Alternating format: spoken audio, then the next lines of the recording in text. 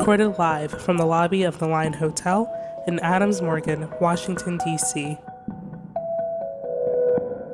Full Service Radio is proudly supported and hosted by Simplecast, the easiest way for a podcast creator to publish and distribute audio on the internet. For more information, visit simplecast.com.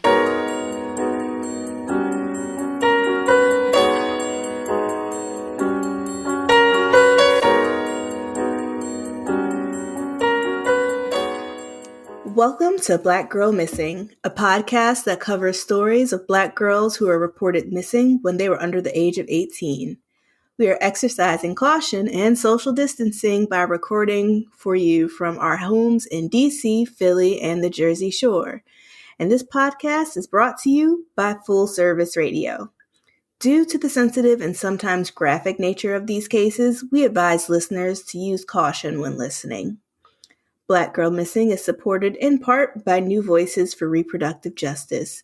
New Voices for Reproductive Justice is a social change organization dedicated to the health and well-being of Black women, femmes, and girls. I'm Asa.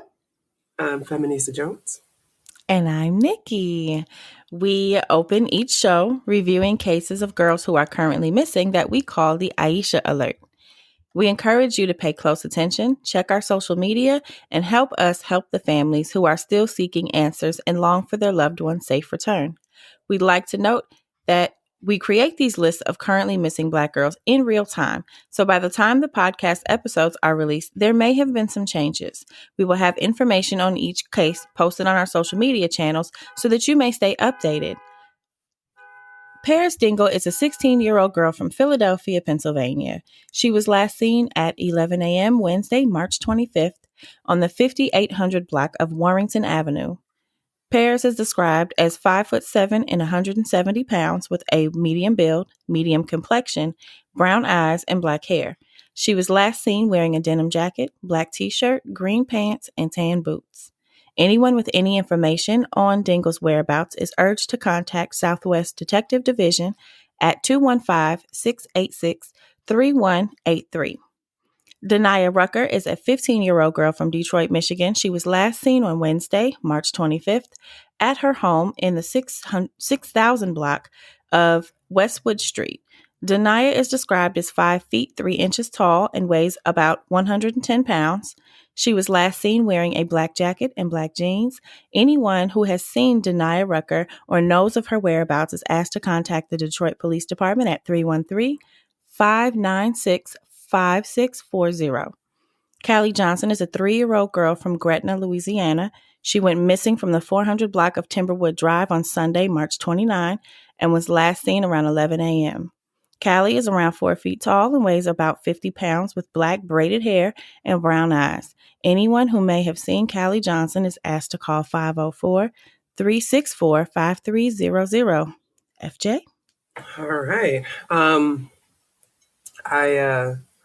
know Paris Dingle, and this is a little bit difficult for me. So thank you for that. Our case today is, oh man, we are covering the case of Erica Heather Smith.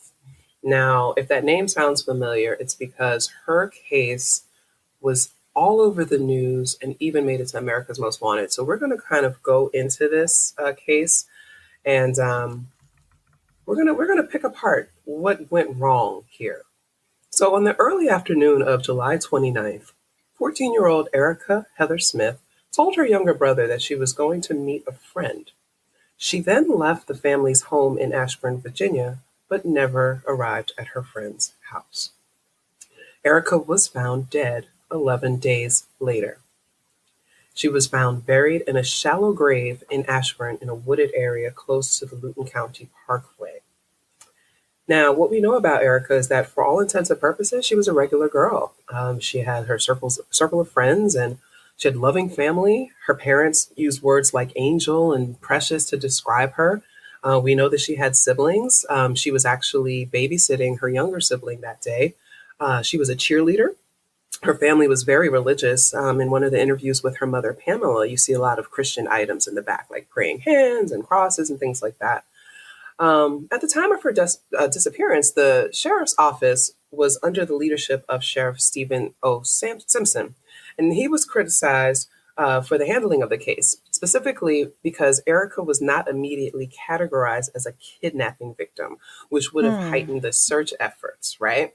So the office officials said that at the time they had no reason to believe there was any immediate danger. We hear this a lot when it comes to Black girls, and it's the same tired misogynoir. Okay, all the time. It's either runaways or something else like that. Never want to think that a person could be kidnapped. One of our girls could have been kidnapped, right? Which I think also kind of speaks to the social currency of Black girls and women and how low it is and how undervalued Absolutely. we are. It's like, why would somebody kidnap us, right? Right. So her parents struggled, and they were really, understandably, like they were struggling with how little attention and effort was being put on their daughter's disappearance. When I say this went on for years, I have never seen a case where the parents were this committed. This was in 2002 that this happened, okay? It was in 2012, 10 years later, that the sheriff's office reopened the case, and there's a new sheriff, in charge. It was declared cold by then. The team had dedicated thousands of hours just to this investigation, including using confidential informants and undercover officers. Like this was serious. And and this happened because the parents wouldn't let up. They conducted several hundred interviews. They got money, like they were raising money to do evidence audits. They were like doing DNA testing. Another article I read said that they were testing fibers and hairs and all kind of stuff. Like they were really amazing. going in. And you think about, this poor 10-year-old case, right? That just didn't understand. So what ends up happening is on July 25th, 2014, the Loudoun County Sheriff's Office declared that the Erica's killer had committed suicide. Now that's weird, right? Because let's bring it back. In 2012, they reopened the case. By this time, they're announcing in 2014, they're saying that the killer, they know who the killer is, but that the killer killed himself the year before. Okay. And they would not release the name to the public. By now, the sheriff's name is Mike Chapman. He would not release the person's name to the public. They denied to specify when the suspect committed suicide because they said that if we tell you, then you'll know exactly who it is. Isn't that the point? Yeah, let's pause. Because that's a pause right there. Why not just say it? If the person killed themselves and is gone, why not just say, well, this is who we believe it is and this is who did it? But guess what? Her father, William, did go public. He told the Loudoun Times, I was reading an article in the Loudoun Times, he said the killer's first name was Justin.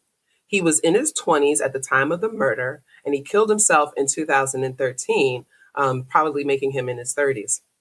Father said that on the day she went missing, they went through her journals and they found names of friends to contact and things like that to, who would know their whereabouts. Now, back then, 2002, we were just starting to get into cell phones. So a 14-year-old back then probably would not have had a cell phone. I know in 2002, I was a senior in college and I barely wanted to get one. So it's not like now with like my 13-year-old has had a cell phone for like 4 years now. It's very different. His name was in that journal. This guy, Justin, whoever this Justin, we don't ever get a last name. Okay. This guy, Justin, is there. They said that they didn't know him, but then the father said that he spoke to him, that Justin called the father to see how she was doing.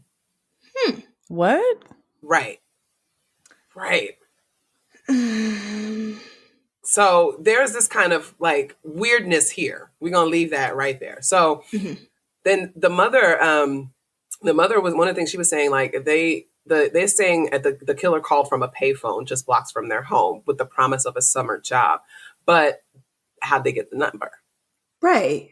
How would the killer get the number? And so one of the things that I found while I was researching this case was that the parents had a lot of passion and ideas about what happened, but it's hard to kind of parcel out the objectivity because they loved their daughter so much and they were just so focused on finding out what happened.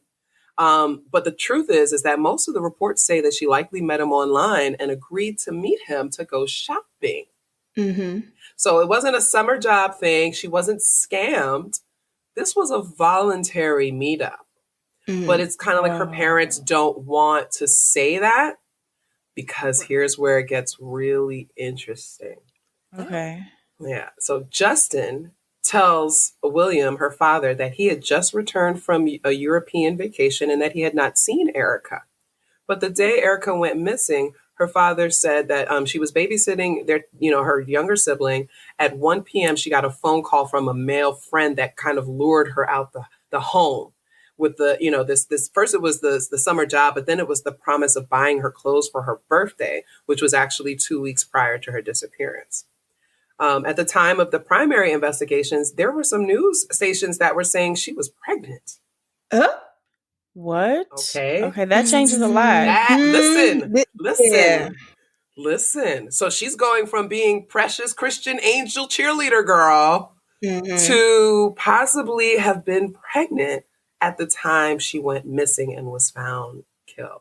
Now, as a reminder, she's 14. She's 14. Yes, and he is and at the 20. time he was in his 20s. Okay. So, but this was some of the reports that were going. But, again, whether or not that was confirmed, I couldn't find anything that said that they did any kind of testing to confirm that she was pregnant. But like pretty much every news report was saying that Erica was pregnant at the time. Mm-hmm. So the other thing is that when they went through her journal, she was writing about her plans to meet this man, that he was coming from Europe and was going to be meeting with her. Okay. What? Yes. What? So then they talk to her friends. And what they're finding out from her friends is like, oh yeah, Erica be out there all the time meeting up with dudes from the internet. Her parents had no idea. That's usually how it goes. Yeah, that makes sense. And then hearing that, they don't want to accept that. Exactly. Apparently reading through her diary, she was making notes of several meetings she was arranging with older men, and apparently detailing her so-called trysts with them, which I don't want to call them trysts. That's how they're reporting it, because this is a 14-year-old girl with older men off the internet, that are preying on her. Mm-hmm. And according to reports, this guy, Justin, or whoever she was meeting that day, told her to keep it a secret and not to tell the parents. So whoever it was, whether it's this guy, Justin, or whatever, knew what they were doing was wrong, meeting up with a 14-year-old girl and promising to buy her clothes. Right. Okay. And then according to her friends, she was really excited, like right before she disappeared, because she was telling them about how one of her older so-called friends was coming back from Europe for a family vacation and was going to be taking her shopping. And according to another, like one of her male friends, whether it was a boyfriend or not, she seemed that she was anxiously awaiting for him to come back because he had promised to take her on a shopping spree at the local mall. And one of the reports said that they found a tag with a European clothing label. So maybe there was a promise like, I got you this from Europe. I'm going to bring you this clothes and then I'm going to take you shopping. Okay. Right. Mm-hmm. So what's interesting is, like, again, when you're talking with the parents, her mom was like, I knew like her close friends, but I didn't know how she could have gotten connected. Again, we're going back to 2002, right? Mm-hmm. Still some, not as much use of social media. I mean, I got on Facebook in 2004. I don't know when you all were on there. We ain't had no Twitter. 2002, that was still like what? MySpace. Black Planet, MySpace. Yeah. Hell, even like the chat rooms were still a thing at that point. 2002, chat rooms and message boards were huge. And AOL Instant Messenger, that was a thing. So the parents, of that time, we can understand why they're not as familiar. Mm-hmm. And I think this is kind of one of the cautionary parts of this story, and so many others that we see, is that parents not knowing who their children are talking to or spending time with. Mm-hmm. And I know, for one, I'm always asking my son questions about his friends, and as annoyed as he gets with it, he knows that I'm concerned and it's in his best interest. And one thing I'll recommend to parents that are listening, if you happen to have Verizon, they have the Family app. And it only allows your child to have 20 contacts stored in their phone, and you have to add them. So every time they ask you to put somebody's number in, you could easily just ask, well, who is this? Mm-hmm. And then on the app, you could see how many texts they get, who they calling, when they texting them, when they calling them. You get alerts if they're texting during school days. You know what I mean? Like, as a parent, there's certain things, like, you want your child to have some space and some freedoms, but you still have to kind of keep a check because this world is wild out here. But I know that if anything happens to my son, I got at least 20 phone numbers I can call. and like 7 of them are family, Right. that'd be like, hey, have you talked to Garvey? Right. Because even a lot of parents don't know their kids' unlock code. They don't know how to, they don't know who they're, talking to. And a lot of the kids use things like Discord and other stuff that doesn't even require phone numbers. So you just kind of have to be vigilant, right? Right. So according to the father, like he's kind of making Justin out. He's saying this is somebody who preyed on and stalked young women, but there's no real evidence of that. Again, I think going back to how we were listening to the parents talk, they really made her out to be like this perfect angel who does nothing wrong. And her friends were all like, nah, she's got a dark side, so right. He's and making that could very well be their view of their child. Because she's probably, that's what she showed them. Yeah. So he's going on about like this person, Justin, preyed and stalked young women. We don't know if that's true. We don't know. That could have just been this one time, or, we don't know. The thing is that folks are not still 100% convinced that Justin is the one that did it. And their main suspicion goes back to what we were talking about earlier. The sheriff's office not releasing the full name to the public. And so people are just like, why? The sheriff's office is saying that it would hurt the family more, but the family to this day still wants answers. During the investigation, this guy, Justin, refused a polygraph test and he did not cooperate with investigators, though he eventually hired an attorney.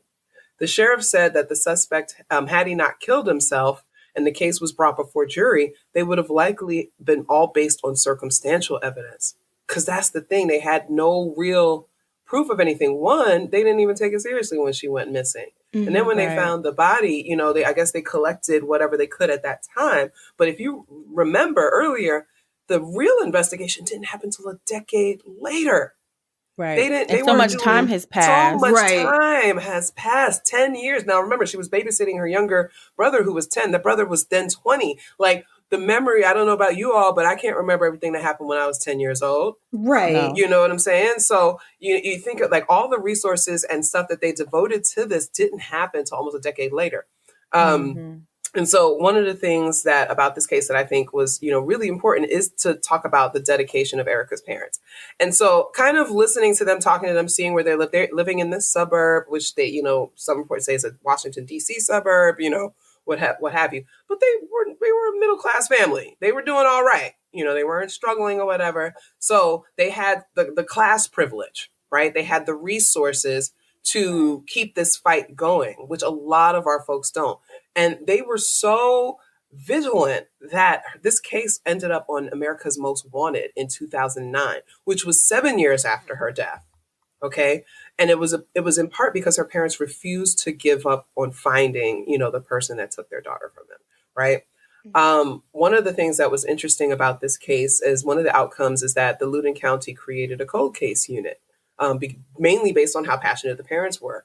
And, that kind of advocacy, it motivated local officials to do more for the missing children. They also created a Child Safety Day, which is held annually now. And they use it to increase awareness and educate the community and parents about improving children's safety. So this is this case is one about parental advocacy and how important it is to really, really, really fight for your children and not give up. They have a Christmas tree that they keep in their house that is dedicated to their daughter. They will talk to anybody that's willing to listen. They have done press conferences. I've seen interviews with them on so many newspapers or what have you, and they just kept pushing and pushing, but they also had the resources to do so. They had the money to get the lawyers, to get the investigators, to do all these kinds of things when a lot of our folks don't. Right. Mm-hmm. And there was never any suspicion that they were doing anything wrong, but that's not always the case. A lot of times when our children go missing, they first look at the mom, right? They look at the dad. Well, was there abuse in the house? And, maybe they just ran away. But in this case, this family was kind of the respectability family. Yep. And so they got the support and the later support and attention that all families deserved, but they probably wouldn't get being a lower class. Right. You know what I mean? That intersection is so important to note because when you have a Black girl that goes missing and she's from a family that is of a lower social location, people don't care. They don't say anything. They don't report on it because they feel like she's not worth it. But then you see how nobody really cares when you have class either. When you have the class status, look at how long they waited. And I think I made this comment a few episodes ago, but a lot of times you are at the mercy of the DA. You're at the mercy of your local law enforcement. If they don't want to pick up a case, they won't. They won't. And as taxpayers, as Americans, as human beings, it is our right to say, no, you are going to do what I want you to do because you are supposed to be a public servant. Your job is to do what I'm asking you to do. If I'm asking you to investigate this, you're going to investigate it. And a lot of people don't realize when there's activists out here and they're protesting things like this, they are well within their rights. To have your parents stand on a police neck and say, no, you need to investigate my daughter's disappearance. Right. And not give up. Like that shows that does work. It does work. And I know it's difficult sometimes to have to keep reliving something that's painful just to get law enforcement to pay attention to you. But it does work. Especially if you have strength in numbers. But when you are poor or of a lower social location, you don't have those numbers. Right. So you don't have that strength. And that's a big thing about when white girls go missing or white children go missing or even white women go missing. A lot of times they're coming from families with the resources to hire the private investigators Absolutely. to go and really kind of stomp on the mayor's neck and all that kind of stuff. They have access, and they right? they have resources and access. Right. And they have the privilege of time. Like they're not worried about taking time off of work and being fired and stuff like that. A lot of people, if their kids go missing and they are lower class, they don't have that privilege to be like, I'm going to take X amount of time off work because I need to find my child. It's very much, I'm juggling between the two realities. I can either completely give up on this job and have no way to take care of myself, and if I have other children, them, devote my time to maybe being able to find my child, or putting it in the hands of a corrupt law enforcement that just doesn't actually give a damn.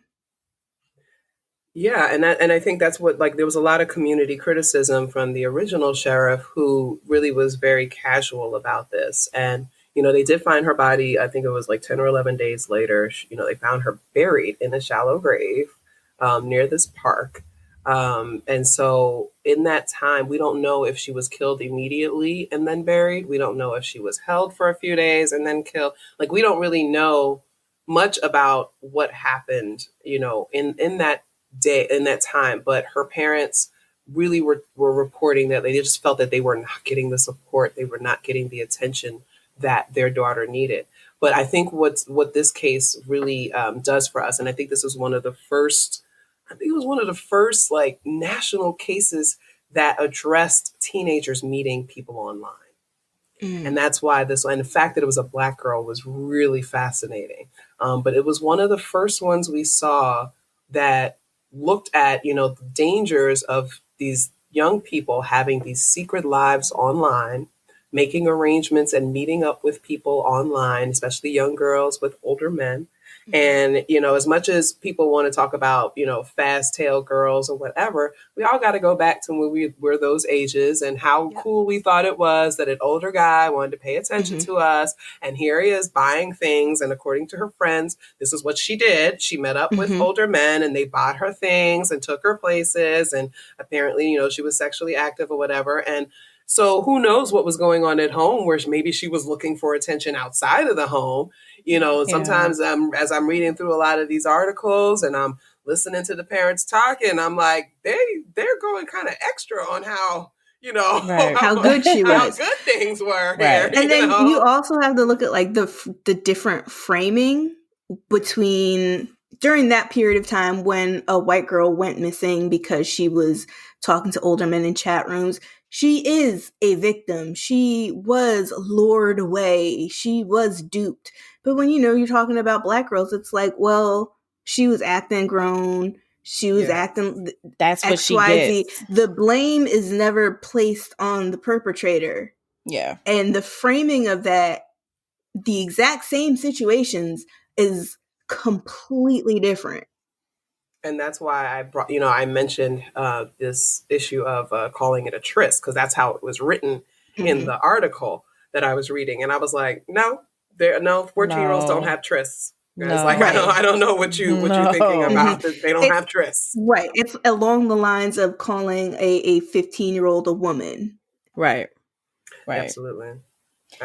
Now, one thing that stuck out for me was when you mentioned that she was found in Broad Run Creek, and that they lived in like the Ashburn area. Now, if you're familiar with the Maryland, DC, Virginia area, that section of Virginia, it's just south of the Virginia border, just south of Maryland, and it is just north of Dulles Airport.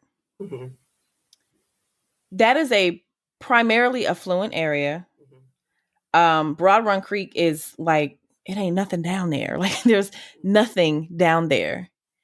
So what stuck out to me, I'm not sure if this was even in any of the research that you found, but when he said he flew in from Europe, Dulles is an international airport. So my question is, if he really did come from Europe, he could have flown into Dulles, whoever this person is, if this is really what happened, met up with her very easily. Like, Dulles is literally a few miles from Ashburn. And there's plenty of ways to get to Ashburn from Dulles.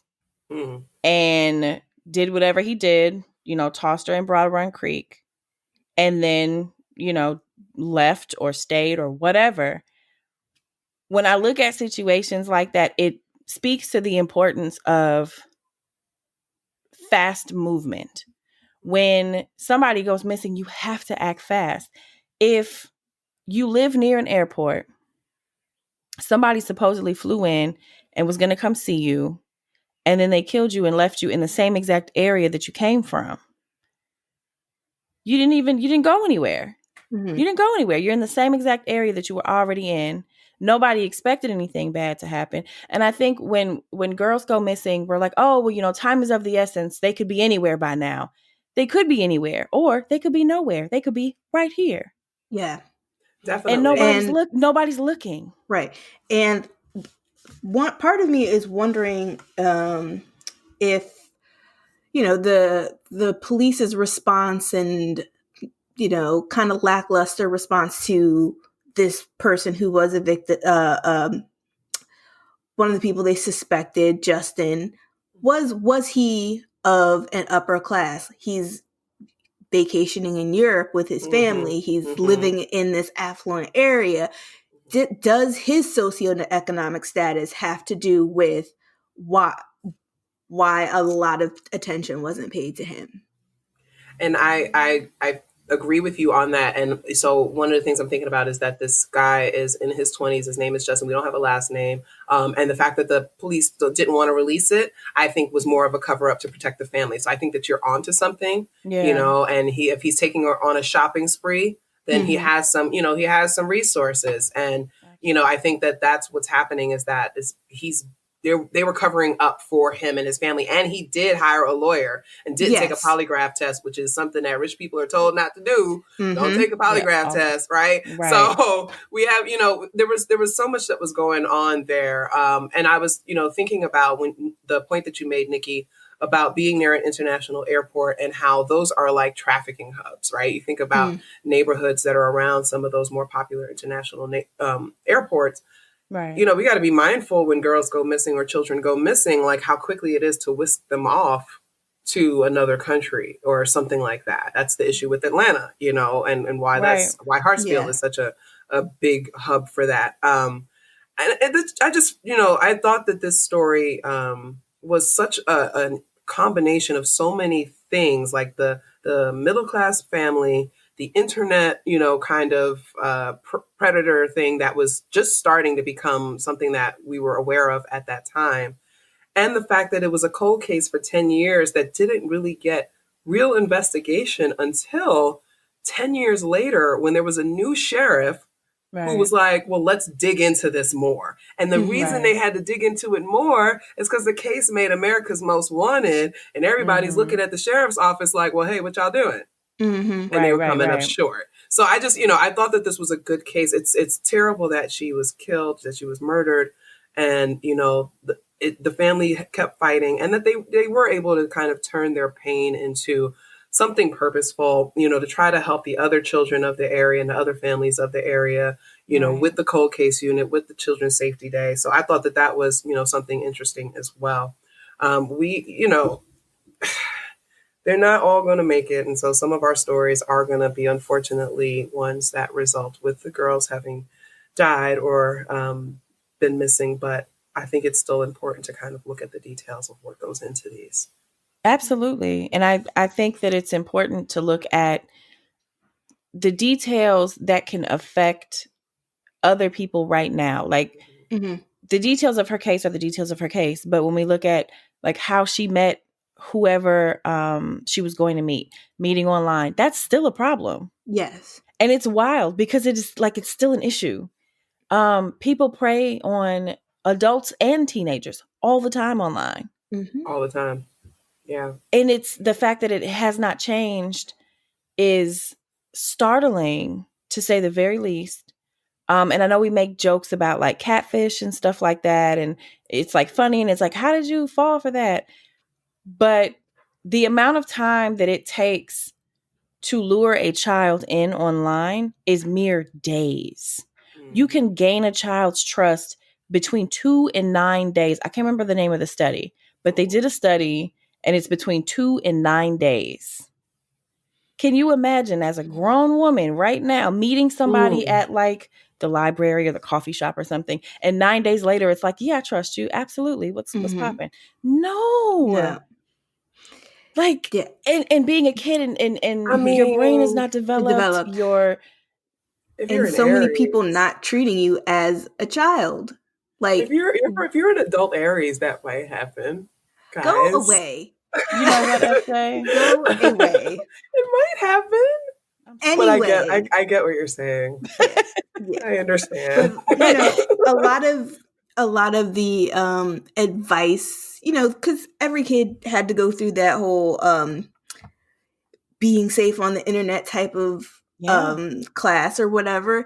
But so much of that information doesn't get through to an underdeveloped mind. A lot of it's more for their parents and adults who are able to think critically about this stuff. But when it's a child and they are getting, especially a child who may not be getting attention in like positive attention in school, at home, if they're getting it online, that's an even harder hurdle to get over and to be vigilant about as a parent. My family's been using the internet for since I think 1994, I think is when we first got internet connection. My dad still does not understand social media relationships. Like it's been 25 years, almost 26. And he's like, you met your friends where? What? And I'm just like, never mind, Daddy. Just forget it. I don't even know. But so in 2002, I, was just coming out of high school. So back then, I can't imagine how a parent would just not understand their child meeting someone online. Because it was such a foreign concept. It was like, that's things that weird, lonely old people do. Yeah. Right. And then that was the thought, but that wasn't the reality. And then as a teenager, are you going to tell your parent, like, you don't want to explain to your parent what a meme is.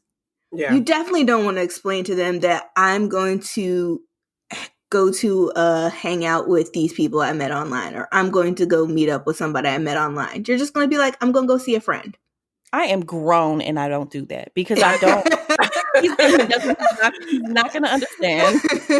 I think that's real. I think it's real. And I think, again, part of why I pointed out, her family's religiosity, right? This heavy Christian religion, this presence, that they may have been strict with her, because she's out there 14 years old, meeting multiple men for sex and all kinds of stuff and telling her friends all about it.